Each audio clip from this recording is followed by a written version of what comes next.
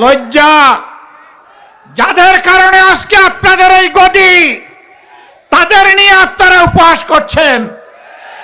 এর পাওনা বুঝে নেওয়ার জন্য তৈরি হন। এই জাতি ঠিকই পাওনা বুঝিয়ে দেবে আপনাদেরকে।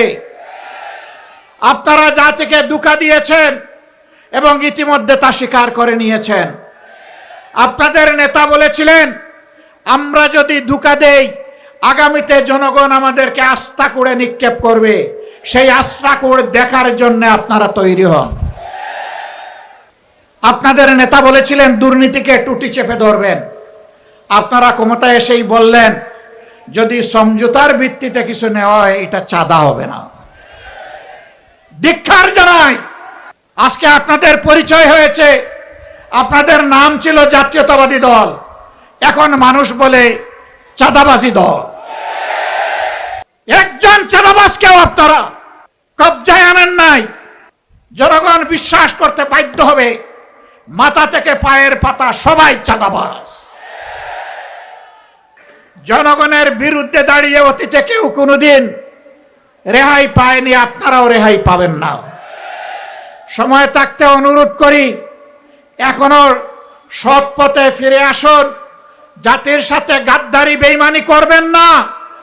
আপনারা এসে বলুন, আমরা ইতিমধ্যে যা করেছি ভুল করেছি, আমরা জনগণের দেওয়া রায়, গণভোটের রায় আমরা বাস্তবায়ন করব। আপনারা বলেন আপনারা নাকি সংস্কারের প্রবক্তা। আপনাদের আগে কেউ সংস্কার কর্মসূচি ঘোষণা করে নাই, কিন্তু আফসোস আপনাদের সংস্কার কর্মসূচির প্রথম দফার সাথে আপনারাই আজকে গাদ্দারি করছেন। আপনারা আপনাদের ইশতেহারে লিখেছিলেন বাংলাদেশের কোথাও অনির্বাচিত কোনো জনপ্রতিনিধি থাকবে না। সরকার গঠন হওয়ার পর 42টা জেলায় ইতিমধ্যে আপনারা প্রশাসক নিয়োগ করেছেন। প্রশাসক কি নির্বাচিত জনপ্রতিনিধি? তা আপনারা তো আপনাদের ইশতেহারের সাথেই তো বিশ্বাসঘাতকতা করছেন। বিচার বিভাগকে নিজেদের হাতের মুঠায় রেখে আগামী দিনে আপনাদের আকাম কুকামের প্রতিবাদ যখন জনগণ করবে, তখন সেই বিচার বিভাগকে অতীতের ফ্যাসিবাদী কায়দায় জনগণের বিরুদ্ধে আপনারা কাজে লাগাতে চান। আপনারা উল্টা পথে চলছেন। আপনারা মনে রাখবেন, যেই পথ ধরে স্বৈরাচার চলেছিল একই পথ ধরে আপনারাও হাঁটছেন। স্বৈরাচারের যে পরিণতি অতীতে হয়েছে, আপনাদের পরিণতি ভিন্ন হবে না যদি এই পথ থেকে আপনারা ফিরে না আসেন। ভালো কাজ করবেন, আমরা পানির মতো তরল। মন্দ এবং অন্যায় কাজ করবেন, জনগণের বিরুদ্ধে অবস্থান নেবেন, আমরা ইস্পাতের চাইতেও কঠিন হয়ে দাঁড়াবো সেদিন। প্রিয় রাজশাহীবাসী, সাংবাদিক বন্ধুগণ, আসসালামু আলাইকুম ওয়া রাহমাতুল্লাহ। আল্লাহ তাবারক ওয়া তাআলার শুকরিয়া আদায় করছি যে আল্লাহ রাব্বুল আলামিন অসংখ্য মানুষের ত্যাগ এবং কোরবানির মধ্য দিয়ে আমাদের বুকের উপর থেকে ফ্যাসিবাদী শাসনকে আল্লাহ তাআলা খতম করে দিয়েছেন। সম্মানিত বন্ধুগণ, আজ যাদের ত্যাগের কারণে বাংলাদেশে একটি সংসদ নির্বাচন এবং গণভোট অনুষ্ঠিত হয়েছে, আজ যাদের ত্যাগের কারণে একটি সংসদ এবং সরকার গঠিত হয়েছে, আজ যাদের ত্যাগ এবং কুরবানির কারণে অনেকেই জেল থেকে মুক্তি পেয়েছেন, আজ যাদের কুরবানির কারণে অনেকের কপালে দেশি বিদেশি চিকিৎসা সেবা জুটেছে, আজ যাদের কুরবানির কারণে অনেকে প্রধানমন্ত্রী, মন্ত্রী, বিরোধী দলীয় নেতা হতে পেরেছেন, তাদের আত্মা আমাদের দিকে চেয়ে আছে। আল্লাহ রাব্বুল আলামিন সব কিছুর পূর্ণাঙ্গ এবং নির্ভুল সাক্ষী। এই পরিবর্তন যখন হয়, তখন একদল জানবাজ তরুণ এবং তরুণী সামনে এসে বুক চিতিয়ে তারা ভয়কে জয় করে গুলির মুখে আন্দোলন গড়ে তুলেছিল। এটি সঠিক। 15.5 বছর ফ্যাসিবাদী শাসনের বিরুদ্ধে আমরা যারা বিরোধী দলে ছিলাম, দফায় দফায় আন্দোলন করেছি, কিন্তু আমাদের আন্দোলনের মুখে ফ্যাসিবাদীরা পালিয়ে যায়নি। যেদিন এই তরুণ তরুণীরা সিদ্ধান্ত নিয়ে সামনে এসেছিল, জনগণ তাদের ডাকে সাড়া দিয়েছিল। নারী পুরুষ শিশু কিশোর যুবক আবাল বৃদ্ধ বনিতা সকলে রাস্তায় নেমে এসেছিল। আন্দোলন সেদিনই সফলতার মুখ দেখেছিল। এখন সরকারি দলের বন্ধুরা তাদের কাউকে বলে শিশু পার্টি আর কাউকে বলে গুপ্ত। লজ্জা! যাদের কারণে আজকে আপনাদের এই গদি, তাদের নিয়ে আপনারা উপহাস করছেন।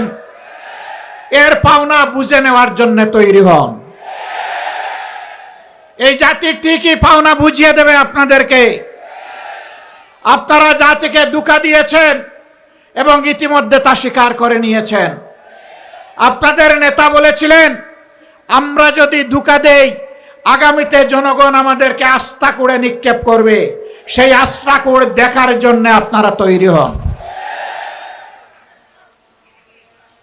গণভোটের রায় অগ্রাহ্য করার মানে হচ্ছে এদেশের জনগণকে অপমান করা, তাদের ভোটকে অস্বীকার করা, তাদের রায়ের প্রতি বৃদ্ধাঙ্গুলি দেখানো। মনে রাখবেন, জনগণের বিরুদ্ধে দাঁড়িয়ে অতীতে কেউ কোনোদিন রেহাই পায়নি, আপনারাও রেহাই পাবেন না। সময় থাকতে অনুরোধ করি, এখনো সৎ পথে ফিরে আসুন। জাতির সাথে গাদ্দারি বেইমানি করবেন না। আপনারা এসে বলুন, আমরা ইতিমধ্যে যা করেছি ভুল করেছি, আমরা জনগণের দেওয়া রায়, গণভোটের রায় আমরা বাস্তবায়ন করব। হয়তো জনগণ তখন আপনাদেরকে ক্ষমা করবে। আপনারা বলেন আপনারা নাকি সংস্কারের প্রবক্তা। আপনাদের আগে কেউ সংস্কার কর্মসূচি ঘোষণা করে নাই, কিন্তু আফসোস, আপনাদের সংস্কার কর্মসূচির প্রথম দফার সাথে আপনারাই আজকে গাদ্দারি করছেন। এই দফায় লেখা আছে, আপনারা যদি নির্বাচিত হন তাহলে এই দেশকে মেরামত করা লাগবে, আর মেরামত করতে হলে সংবিধানের সংস্কার সাধন করা লাগবে। আজকে আপনারা বলছেন সংস্কার কি জিনিস সংবিধানের আপনারা বুঝেন না। তাহলে কি আপনারা শিশুর মতো না বুঝে প্রথম দফায় লিখেছিলেন? আপনারা আপনাদের ইশতেহারে লিখেছিলেন বাংলাদেশের কোথাও অনির্বাচিত কোনো জনপ্রতিনিধি থাকবে না। সরকার গঠন হওয়ার পর 42টা জেলায় ইতিমধ্যে আপনারা প্রশাসক নিয়োগ করেছেন। প্রশাসক কি নির্বাচিত জনপ্রতিনিধি? তা আপনারা তো আপনাদের ইশতেহারের সাথেই তো বিশ্বাসঘাতকতা করছেন। আপনারা আগে বলেছিলেন আপনারা বিচার বিভাগের স্বাধীনতা নিশ্চিত করবেন। এখন আপনারা সেই যে অর্ডিন্যান্স ছিল, সেই অর্ডিন্যান্সের আপনারা বিরোধিতা করছেন এবং আপনারা বলছেন এটা এখন আপনারা করবেন না। তার মানে বিচার বিভাগকে নিজেদের হাতের মুঠায় রেখে আগামী দিনে আপনাদের আকাম কুকামের প্রতিবাদ যখন জনগণ করবে, তখন সেই বিচার বিভাগকে অতীতের ফ্যাসিবাদী কায়দায় জনগণের বিরুদ্ধে আপনারা কাজে লাগাতে চান। আমরা চেয়েছিলাম ফ্যাসিবাদীরা যেমন করে গুম এবং খুনের সংস্কৃতি চালু করেছিল, সেই গুম সংস্কৃতিকে নির্মূল করার জন্য একটা স্বাধীন গুম কমিশন গঠন হোক। আপনারা তার বিরোধিতা করছেন। আপনারা স্বাধীন মানবাধিকার কমিশন আপনারা মানছেন না। আপনারা একটা নিরপেক্ষ কমিশনের মাধ্যমে পিএসসির নিয়োগ আপনারা মানবেন না। আপনারা উল্টা পথে চলছেন। আপনারা মনে রাখবেন, যেই পথ ধরে স্বৈরাচার চলেছিল একই পথ ধরে আপনারাও হাঁটছেন। স্বৈরাচারের যে পরিণতি অতীতে হয়েছে, আপনাদের পরিণতি ভিন্ন হবে না যদি এই পথ থেকে আপনারা ফিরে না আসেন। এই সংসদের মেয়াদ মাত্র গেল 2.5 মাস। আমরা চাইনি, এখনই আপনাদেরকে শক্ত করে ধরতে আমরা সুযোগ দিতে চেয়েছি যে আপনারা আপনাদের ভুলকে সংশোধন করুন। মনে রাখবেন, আমাদের এই উদারতা যেন কোনো দুর্বলতা হিসেবে আপনাদের কাছে ধরা না দেয়। ভালো কাজ করবেন, আমরা পানির মতো তরল। মন্দ এবং অন্যায় কাজ করবেন, জনগণের বিরুদ্ধে অবস্থান নেবেন, আমরা ইস্পাতের চাইতেও কঠিন হয়ে দাঁড়াবো সেদিন। দেশ এবং জনগণের কোনো ক্ষতি আমরা মেনে নেব না। আপনাদের নেতা বলেছিলেন দুর্নীতিকে টুটি চেপে ধরবেন, আপনারা ক্ষমতায় এসেই বললেন যদি সমঝোতার ভিত্তিতে কিছু নেওয়া হয় এটা চাঁদা হবে না। ধিক্কার জানাই। আজকে আপনাদের পরিচয় হয়েছে, আপনাদের নাম ছিল জাতীয়তাবাদী দল, এখন মানুষ বলে চাঁদাবাজি দল।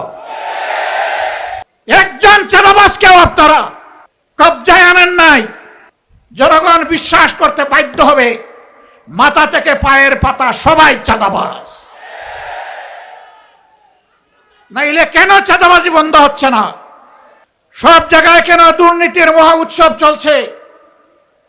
গায়ের জুড়ে সব জায়গায় রাজনৈতিক দখলবাজি কেন চলছে? বাংলাদেশ ব্যাংকের মতো সেন্ট্রাল ব্যাংকের জায়গাটাও আপনারা ঠিক রাখলেন না। সেখানে একজন দলকানা লোককে আপনারা, অযোগ্য লোককে আপনারা বসাই দিলেন। বিভিন্ন পাবলিক বিশ্ববিদ্যালয়, একদিকে গিয়ে আপনারা বলবেন অতীতে রাজনৈতিক বিবেচনায় নিয়োগ দেওয়ার কারণে পাবলিক বিশ্ববিদ্যালয়গুলা মান রক্ষা করতে পারে নাই, বিশ্বমানে আসতে পারে নাই। আবার আপনারা দক্ষ বিসি, প্রবিসি, প্রক্টর, প্রভুষ সবাইকে সরিয়ে দিয়ে দলকানা লোকদেরকে সেখানে বসাবেন। জাতির সাথে এটি হচ্ছে প্রহসন। এই অবস্থা যদি অব্যাহত থাকে, প্রশাসনে যদি নিবেদিত প্রাণ দেশপ্রেমিক দক্ষ যোগ্য মানুষদেরকে তালপট্টিতে খাল বিলে পাঠিয়ে দলখানাদেরকে যদি অযোগ্য জায়গায় বসানো হয়, মনে রাখবেন এর খেসারত শুধু জাতি দিবে না, এর আগে আপনাদেরকে দিতে হবে। আমরা প্রত্যেকটি বিষয়ে কথা বলবো, আমরা কাউকে ছেড়ে কথা বলবো না। সংসদে লড়াই করব যাতে জাতির দাবিগুলো শান্তিপূর্ণভাবে আদায় হয়।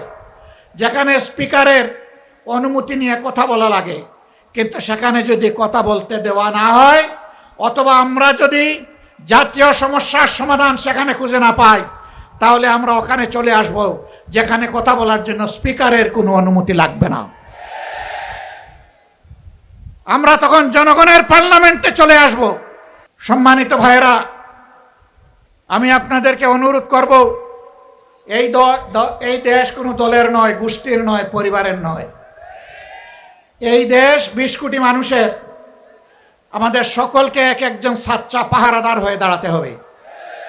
অন্যায়ের বিরুদ্ধে এক একজন যোদ্ধার ভূমিকায় অবতীর্ণ হতে হবে।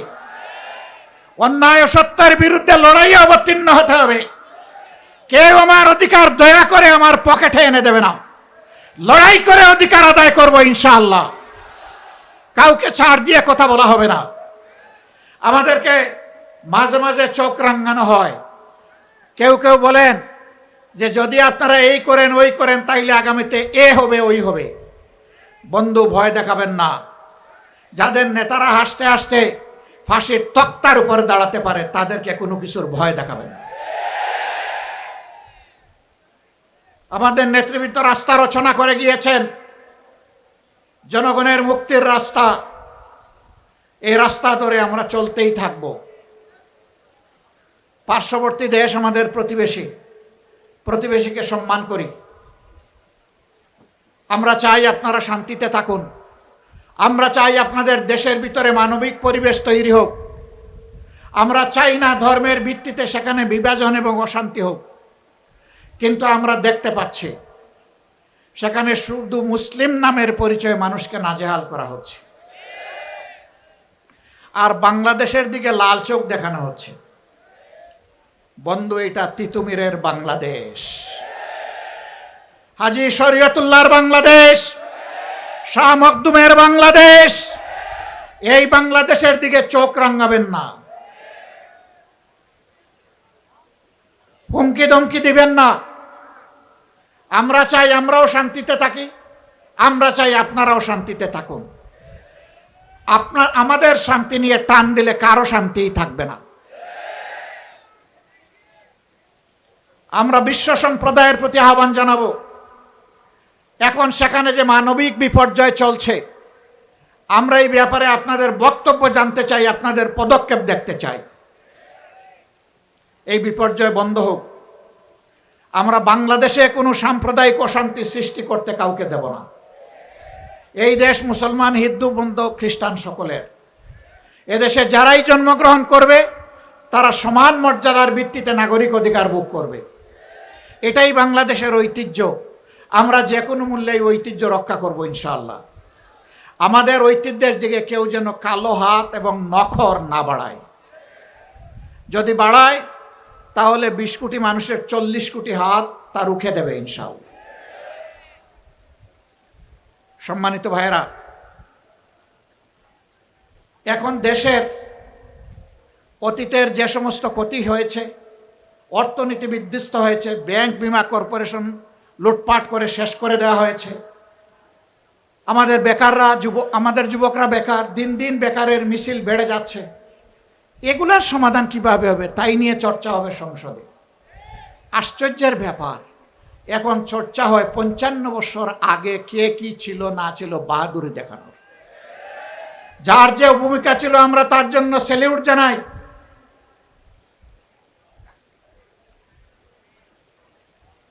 আমরা যার যে ভূমিকা আছে তার জন্য অবশ্যই স্যালিউট জানাই। কিন্তু একটা জাতি যদি ভবিষ্যতের দিকে না তাকায়া চিংড়ি মাছের মতো শুধু পিছনের দিকে তাকায়, এই জাতি জীবনে এগিয়ে যেতে পারবে না। ইতিহাস আমরা চর্চা করব, কিন্তু ইতিহাস নিয়ে পড়ে থাকবো না। ইতিহাস চর্চা করব ইতিহাস থেকে শিক্ষা নেওয়ার জন্য। ইতিহাসের সাথে বেইমানি করলে একটা জাতিকে কতটা মূল্য দিতে হয় তা জানার জন্য। আমাদের অনেক সমস্যা। বাংলাদেশের 4 ভাগের 1 ভাগ পদ্মা এবং তিস্তার কারণে এখন প্রায় মরুভূমি হয়ে গিয়েছে। আওয়ামী লীগের প্রথম সরকার ক্ষমতায় আসার পর পরীক্ষামূলকভাবে 15 দিনের জন্য ফারাক্কা বাঁধ এটা বাস্তবায়নের সুযোগ দিয়েছিল, এর কার্যক্রম চালানোর সুযোগ দিয়েছিল। 55 বছরেও 15 দিন শেষ হয় না। ইতিমধ্যে পদ্মা শুকনা মৌসুমে মরুভূমি, আর বর্ষার মৌসুমে এটা দুর্ভোগের কারণ। এখন এই মৌসুমে কৃষকের পানির প্রয়োজন, সাধারণ মানুষের পানীয় জল দরকার, এখন পানি নেই। সরকারকে আমরা সাধুবাদ জানাই, ইতিমধ্যে পদ্মা ব্যারেজের ঘোষণা দিয়েছেন, কিন্তু এটা যেন শুধু লোক দেখানো ঘোষণা না হয়। এই ঘোষণা যেন বাস্তবে রূপ নেয়। তার পাশাপাশি আমরা আরো দৃঢ়ভাবে বলবো, তিস্তা সহ ওই 3টা নদীর পাড়ের মানুষের, 2.5 কোটি মানুষের দুঃখ দুর্দশা দূর করার জন্য তিস্তা মহাপরিকল্পনা অবশ্যই বাস্তবায়ন করতে হবে। আমি কালকেও বলেছি, বিএনপির নেতা, বর্তমান একজন মন্ত্রী, ওই অঞ্চলে বাড়ি, তিনি নির্বাচনের আগে তারেক রহমান সাহেব সহ সবাইকে নিয়ে তিনি তিস্তা পারে বিশাল আয়োজনে মিটিং এবং মিছিল করেছেন। সারা বাংলাদেশ থেকে দলে দলে সাংবাদিক বন্ধুরা সেখানে গিয়েছেন অথবা তাদেরকে নিয়ে যাওয়া হয়েছে। নির্বাচনী আমেজ তৈরি করার জন্য যদি এটা হয়ে থাকে, তাহলে মনে রাখবেন যে স্লোগান দিয়েছিলেন জাগো বাহে, বাহরাজ কিন্তু এখন জেগে আছে। এখন দুইটি চোখ দিয়ে তাকিয়ে আছে। সেদিন যে বক্তব্য দিয়েছিলেন তা বাস্তবায়ন করেন কিনা। আমরা স্পষ্টভাবে বলতে চাই, কারো রক্ত চক্কর দিকে না তাকিয়ে তিস্তা মহাপরিকল্পনা অবশ্যই বাস্তবায়ন করতে হবে। পদ্মায় পানি আনতে হবে। পদ্মার পানি আমাদের ন্যায্য পাওনা, তিস্তার পানি আমাদের ন্যায্য পাওনা। সারা বাংলাদেশে যে 154টা অভিন্ন নদী আছে, সবগুলোই আজকে মৃতপ্রায় হয়ে গিয়েছে। একজন বক্তা এখানে বলে গিয়েছেন যে আপনি খাল কেটে মানুষকে পানি দিতে চান। খালের পানির উৎস হচ্ছে নদী। নদী যদি ঠিক মতো না চলে তাইলে খালের পানি আসবে কোত্থেকে? আগে নদীর দিকে নজর দেন, সাথে সাথে খালের দিকেও নজর দেন, তখন জনগণ উপকৃত হবে। আর খাল কাটা কর্মসূচি যদি জনগণের মানসিক প্রশান্তির জন্য করে থাকেন, তাহলে এটা বুমেরাং হয়ে দেখা দেবে। আমরা চাই নদীও তার নাব্যতা ফিরে পাক, যৌবন ফিরে পাক, আর খাল কাটা কর্মসূচিও বাস্তবে রূপ দেখুক। আমরা কোনো উন্নয়ন এবং আমরা কোনো ভালো কাজের বিরোধী না, আমরা এর পক্ষে। সম্মানিত বন্ধুগণ, সরকার ইতিমধ্যে যে অপকর্মগুলো করেছে, জাতির সাথে যে ধোঁকা দিয়েছে, যেই 16টা অধ্যাদেশ বাস্তবায়ন না হলে দেশে সুশাসনের পথ সুগম হবে, না হয় অতীতের চাইতে ভয়াবহ স্বৈরশাসন জাতির গাড়ি চেপে বসে। আমি শেষমেশ আপনাদেরকে আহ্বান জানাতে চাই, আসুন দুর্নীতিবাজ আর চাঁদাবাজ এদের বিরুদ্ধে আমরা সামাজিক ঐক্য গড়ে তুলি, আমরা মানুষকে সচেতন করি, গণপ্রতিরোধ গড়ে তুলি। চাঁদাবাজরা আসলে তাদের প্রতি উত্তম মেহমানদারির ব্যবস্থা করি, তারপরে প্রশাসনের হাতে তুলে দেই। যদি আমরা তা পারি তাহলে সরকার লাগবে না, জনগণের শাসনে বাংলাদেশ ঠিক হয়ে যাবে ইনশাআল্লাহ। সরকার এটা করবে না আমরা বুঝতে পারছি, কারণ শস্যা দিয়ে ভূত তাড়াবে কিভাবে? ওই শস্যার ভিতরেই ভূত, দানায় দানায় ভূত, ঘাটে ঘাটে ভূত, জনে জনে ভূত, মাথা থেকে পায়ের পাতা পর্যন্ত ভূত। এই ভূত তাড়ানোর জন্য আমাদেরকে ঐক্যবদ্ধ হতে হবে। আসুন দেশের জন্য, জাতির জন্য, আল্লাহর জন্য, আল্লাহর দিনের জন্য লড়ে যাই যেভাবে তারা লড়ে গিয়ে জীবন দিয়ে গেছে। আসুন আমাদের শপথ হোক, জান দিব কিন্তু দেশের মান দিব না ইনশাআল্লাহ। আল্লাহ আমাদেরকে হেফাজত করুন, রক্ষা করুন। আজকের এই জনসভা সফল করার জন্য 11 দলের পক্ষ থেকে আমিও আপনাদের সকলকে আন্তরিক কৃতজ্ঞতা জানাচ্ছি, ধন্যবাদ জ্ঞাপন করছি। আজকে আমাদের সহকর্মীরা এখানে নেতৃবৃন্দ যে বক্তব্য দিয়েছেন, সেই বক্তব্যগুলো বুকে ধারণ করে আসুন এই সমাজ বদলে দেওয়ার জন্য আমরা এগিয়ে যাই। আল্লাহ হাফিজ। বাংলাদেশ জিন্দাবাদ, 11 দলীয় ঐক্য জিন্দাবাদ, বাংলাদেশ জামাতে ইসলামী জিন্দাবাদ। আসসালামু আলাইকুম ওয়া রাহমাতুল্লাহ।